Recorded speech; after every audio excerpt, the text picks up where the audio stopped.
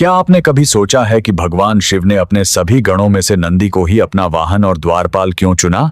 यह कहानी उसी अद्भुत बालक की है। एक ऐसा बालक जो मां के गर्भ से नहीं बल्कि धरती के गर्भ से जन्मा था। लेकिन इस बालक के जन्म की कथा भी कोई साधारण नहीं थी। इसके पिता महान शिलाद मुनि सांसारिक मोह माया से दूर थे, लेकिन उन्हें एक ऐसे पुत्र की लालसा थी जो बिना माता के गर्भ से जन्मा और मौत को जीतने वाला हो। इस असंभव सी इच्छा को पूरी करने के लिए शिलाद मुनि ने भगवान शिव की घोर तपस्या की। महादेव ने प्रसन्न होकर उन्हें मनचाहा वरदान दिया। इस वरदान के कुछ समय बाद जब शिलाद मुनि एक यज्ञ के आयोजन के लिए खेत जोत रहे थे, तभी हल का सिरा किसी चीज से टकराया। उन्होंने देखा कि धरती के भीतर से एक बेहद तेजस्वी और दिव्य बालक प्रकट हुआ है। मुनि ने उस शिव आशीर्वाद रूपी बालक को खुशी खुशी गले से लगा लिया और उसका नाम रखा नंदी।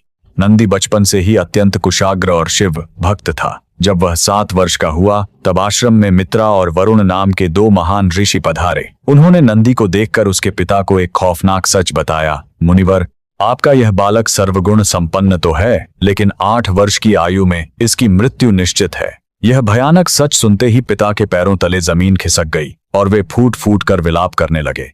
लेकिन नंदी मौत के खौफ से रोने के बजाय उसे हराने का फैसला कर चुका था। अपने पिता को रोता देख उसने दृढ़ता से कहा, पिताजी, यज्ञ की भूमि से जिसने मुझे यह जीवन दिया है, वही महादेव मेरी रक्षा भी करेंगे। यह कहकर वह छोटा सा बालक वन में भुवन नदी के तट पर चला गया। उसने मृत्यु को चुनौती देते हुए अन्न जल सब कुछ त्याग दिया और एकाग्रचित्त होकर नमः शिवाय का अखंड जाप करते हुए घोर महातप शुरू कर दिया।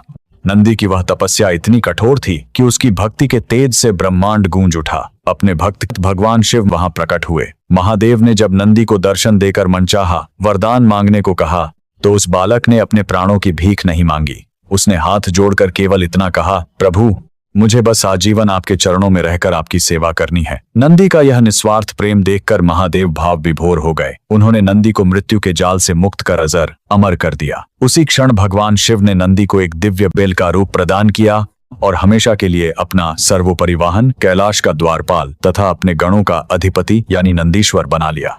तब महादेव ने नंदी को एक और दिव्य वरदान देते हुए कहा, नंदी, जो भी भक्त मेरे दर्शन करने आएगा वह सबसे पहले तुम्हारे दर्शन करेगा, और जो भी अपनी सच्चे मन की मनोकामना तुम्हारे कान में कहेगा उसकी प्रार्थना सीधे मुझ तक पहुंचेगी। नंदी को यह वरदान देकर भगवान शिव ने उसे अपने और भक्तों के बीच एक पवित्र सेतु बना दिया। यही कारण है कि आज भी हर शिव मंदिर में शिवलिंग के ठीक सामने नंदी विराजमान होते हैं। भगवान शिव के सभी भक्त कमेंट में हर हर महादेव लिखे।